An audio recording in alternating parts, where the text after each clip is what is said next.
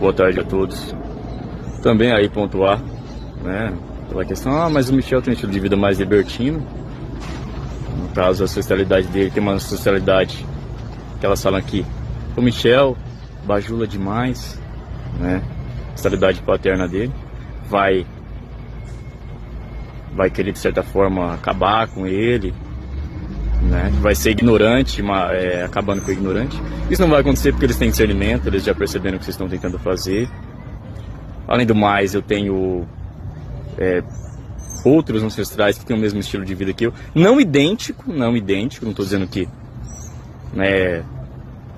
vivem em meio ou convivem no nicho erótico, mas têm estilos de vida similares, mas têm outros valores. Então isso não aconteceria de maneira alguma de um ignorante matar outro, conforme vocês estão falando. Só pontuo nessa questão também, porque eles são inteligentes, são almas pensantes, são